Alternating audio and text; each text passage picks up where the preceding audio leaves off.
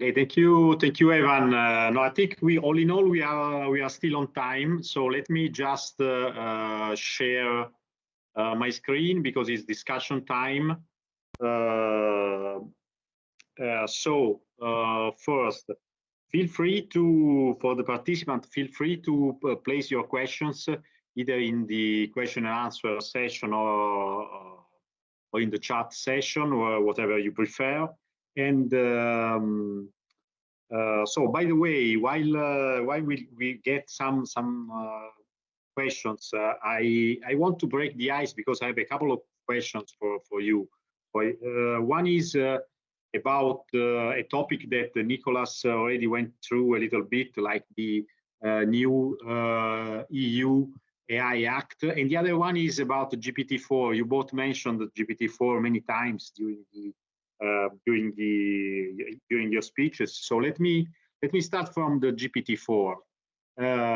Clearly, ChatGPT and GPT-4 is making headlines, and there is a lot of talking about its maturity, both from a technological standpoint and ethics standpoint. Clearly, today we are looking at the ethical considerations. So I would like to hear from you, what is your view around the GPT-4, its potential application in the manufacturing or industrial space, clearly? Okay, well, yeah, that's something I will be happy to talk about. So Inda, maybe you can put up the slides. As Evan said, these machines are extremely, can be extremely exciting. And already, this was a while ago, I asked the question in a COALA meeting, can GPT do everything? GPT-4, the kind of, not research articles that come out of OpenAI, but they're more like extended publicity ads, show that, you know, it has very impressive stats. It gets, it scores in the top 10% of the American Law Board's exams, the GRE graduate record exams that we use for admission to graduate school. Somebody's claimed that its IQ is tested higher than 99% of all humans at 155 on the IQ scale. It can learn both from pictures and text. There are now plugins for expert knowledge.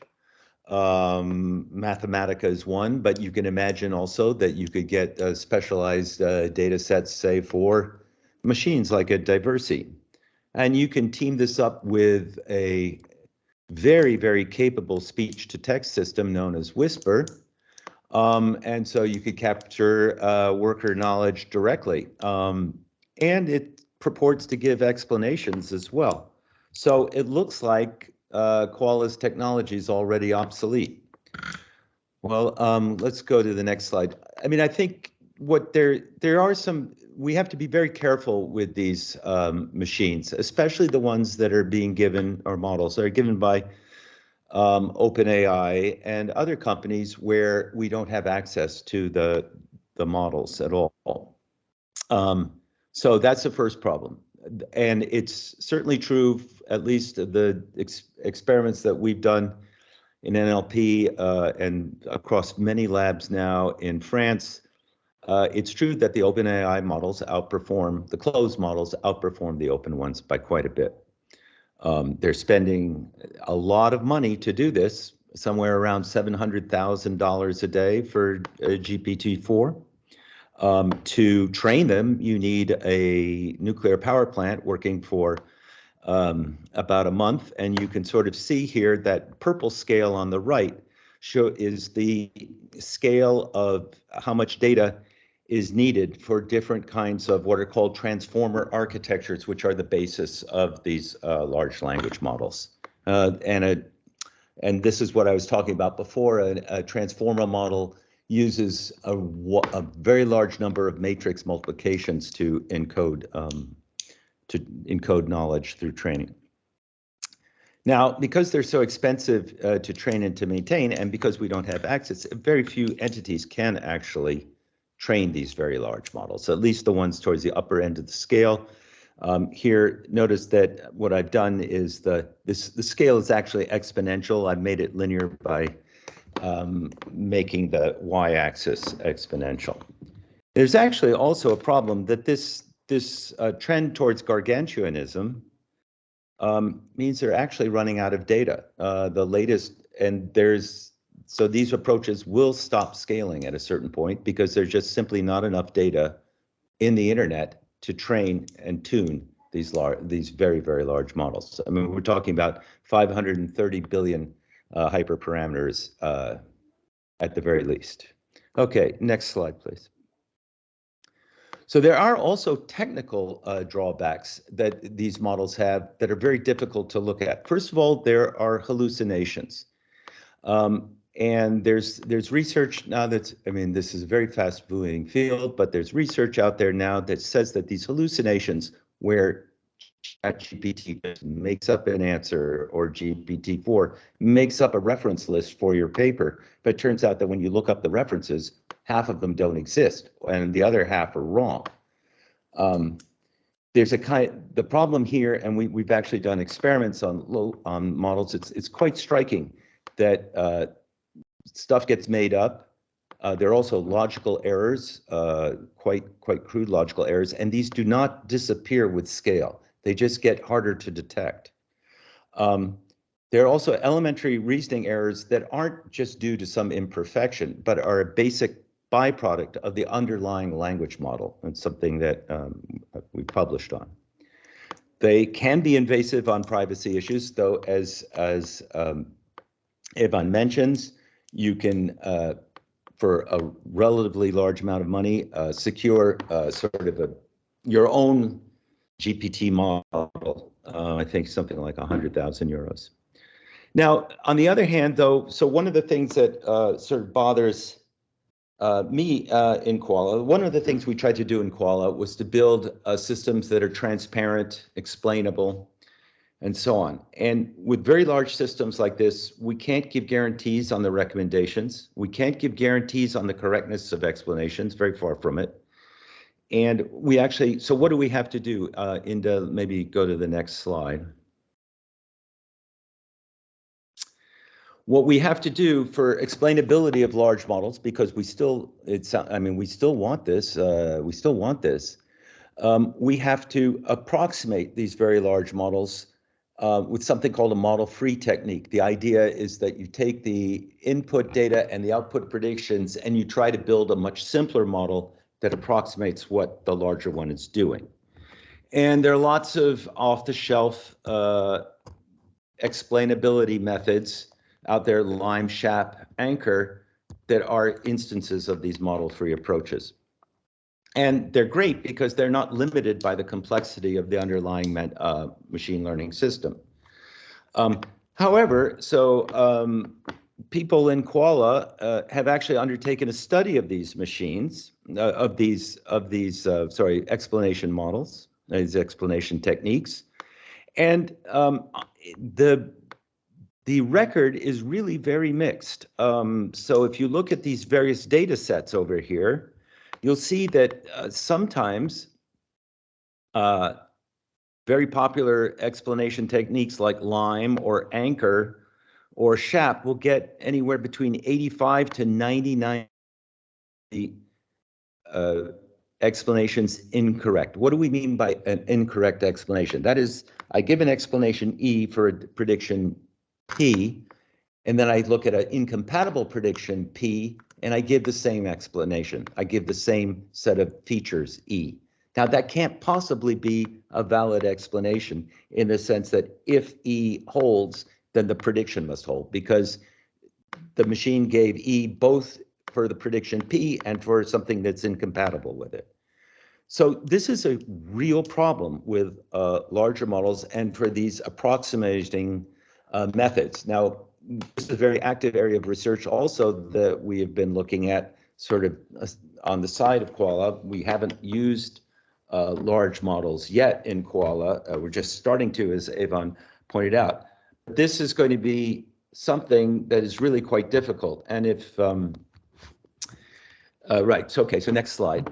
I forget now what comes next.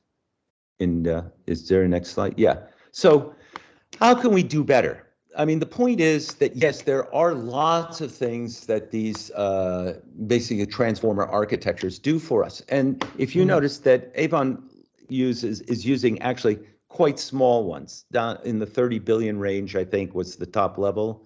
That's still very, very small compared to the very high performing ones.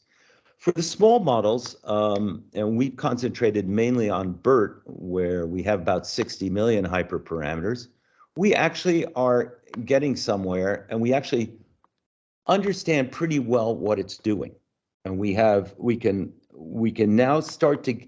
There was also a technical result from ETH Zurich that showed that actually explanations weren't possible, given even a reading of the internal states of the machine in certain circumstances. And we solved that technical problem. And so we can give explanations, not ironclad guarantees, but we can give explanations where the probability of being wrong is quite low, something we can't guarantee for Lime, SHAP, or those other methods I just mentioned, for these smaller chatbot models. So we think that there's some kind of hybrid idea here that should go along, because a smaller chatbot roughly is going to be stupid compared to GPT-4 or to ChatGPT. I mean, even GPT-2, when it came out a year or two ago, everybody was going, what? What's the big deal about? And then they did all this overtraining and they put in a lot of bells and whistles, and now the thing is looking very good.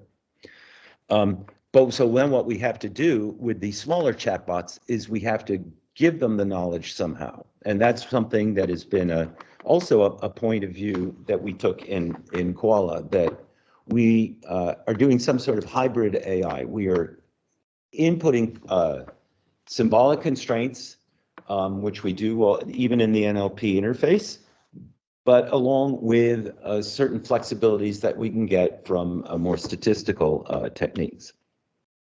And I think that's the kind of future that you would want to push if you want to include these chatbots. And we can also improve their language models now that we understand what they do. And that means, but that means also there's actually quite a bit of work out there about technical issues about robustness and guarantees for these hybrid models. But, COALA, we've made a first pass with a very simple architecture, and now we're looking at a more complex architecture, and that's going to require, in order for us to maintain our goals of transparency and interpretability, it's going to require some more fundamental research. I guess I'll just stop there with that answer. Thanks. Thanks a lot. Thanks very much, Nicholas. So I have 3 questions from the participants. So I'll save my question for the last. So let me read through the first one that came. I'm reading them in the order they came out. So Marco is asking, did you come up with ethical consideration yourselves, or did some of them come from users? So I don't know who wants to answer to this. I could start, and then we started with certain ethical considerations that were out there. For example, I mean, the privacy issue has already been around and been talked about. It's already illegal. There are also legal requirements on that, so that's not anything we invented. And then when we looked at the Altai self-assessment, we saw some of these issues in the abstract, like worker autonomy and worker autonomy. And oh yes, but we started also COALA at the very beginning. Interpretability and transparency were values that we thought were important at the very outset. Now, recently, we're now starting to get feedback, as Avon said, and we had a meeting this morning with another end user, Whirlpool, which shows that, yeah, we're starting to get quite a bit of feedback on autonomy from users, from individuals that are using COALA, and also questions about biases and things we didn't expect, like how we were worried about biases in the content of the COALA device, but it also turns out there are biases in the form. So our COALA device at least in Italian, was giving answers that were too long. They were too long and so didn't read. TLDR. And so, right, so we're finding stuff out from the field about not only ethical issues, but also practical issues. So I'll turn it over to Evan or Paolo, who want to maybe say something more. Yeah, I mean, that's how we do it. Like we do iterative design, and we go to the field. We actually close ourselves into the room with operators, managers. Then we go out. We observe them in the real life settings next to the production line, and we ask them to use the advisor, right? And then or ask them to think when they're seated what could go wrong, for example, because when they're busy, might not be able to process the same level. And that's how you do it. Like you do human-centered design and iterative design. You always put the human in the middle, and then they will actually tell you what could possibly go wrong. And then by going back and forth and repeating the process, you actually explore all the potential pitfalls that you can find out there. You might say, have you explored 100% of them? Probably no, because it's not possible before you do a full deployment for a couple of years. Then you will see more issues emerging, but at least you have already scratched more than scratched the surface, right? That's how it goes when it comes to bleeding edge research, because in the end it's all about what's the new feature, what's the new procedure, what's the new workflow we can actually make better. Yeah. Okay, Ivan, thank you. No, let me go through because we have another 5 questions on the question and answer. So let me go through the question and please answer to the point because I don't think we have much time. But anyway, so I'm reading through the questions. Anyway, you mentioned that your COALA focuses on what goes well and that learns best practices from expert workers and shares them with others. How does it work? Does it update its knowledge base as it goes? Yes, I can take that. So it's connected to the machine APIs of the factory. So whenever some specific KPIs are very good, for example, it surpasses some production speed or quality, then it actually gets a notification back to the user and asks what you did well, basically, and collects that knowledge that is going into the knowledge graph and connects with existing knowledge in the knowledge graph. That's how it works. Okay, thanks, Evan. Next one is, did you offer a basic training on the CA technology for the operators before starting the experiment? Yes, so we did, as I mentioned there, maybe it wasn't clear, we did A/B testing there. We had half of them getting some training and the other half getting no training. So just to see the effect of training and not training the people, and directly, throw the advisor in their lap and say, use it, basically. Yeah. And the other question is, which web app interface are you using? Did you develop it, or are you using some pre-ready online tool where you can add your CA code? You probably mentioned that, but if you can come back to the point, please. So for the traditional advisor, like not LLM based one, we use Rasa, basically. That's the advisor we use there. And for the simulation, that is actually, I showed you in the slides, it was Node-RED, basically. Yeah.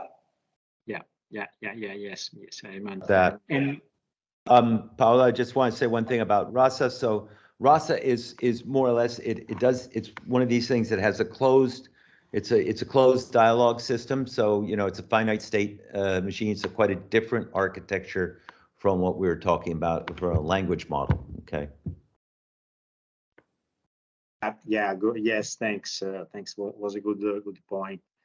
And then another one, which is the last one that I get for now from the participants, is the following. Is your COALA using GPT-4 API still fast in giving answers?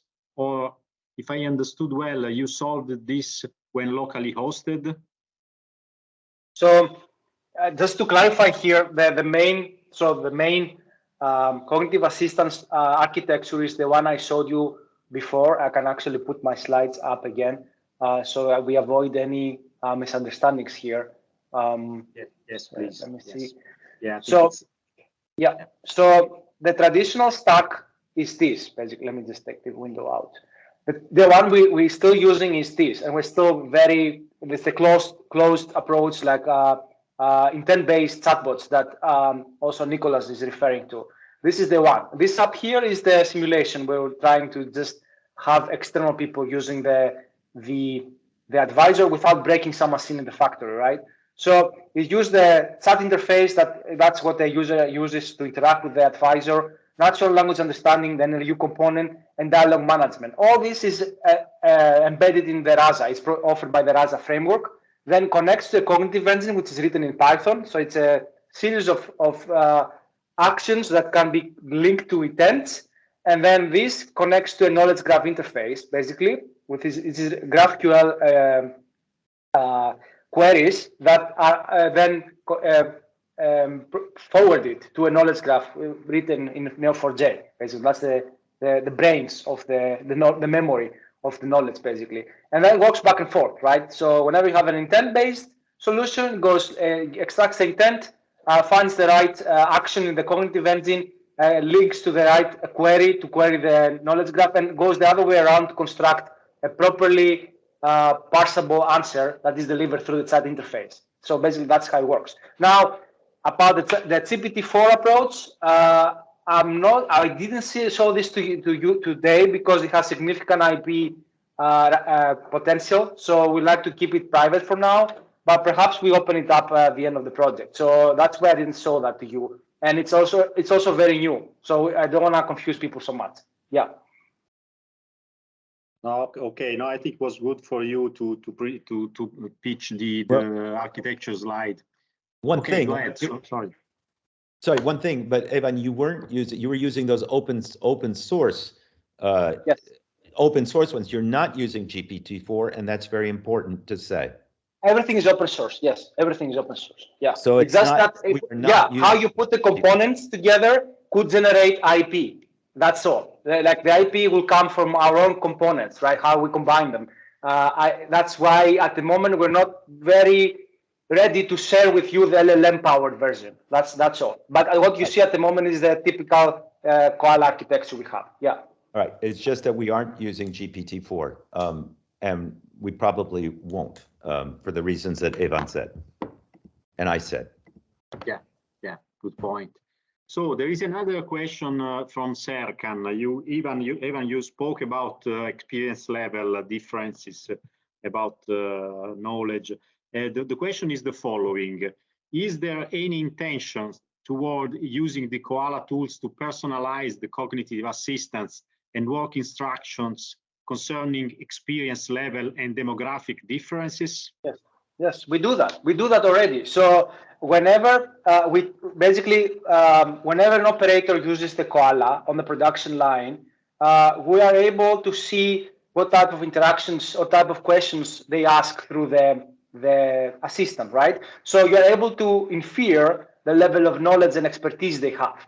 So based on that, you suggest to them better, like more, the next learning nugget, like things they don't know, or you think they don't know based on the probability of what they have been working on for the last, 10 months, for example. So we take into account the interactions to make a profile, an anonymous profile, of course, and then we give them customized recommendations of what they could learn more and become better professionals, basically, on the production floor. Yeah.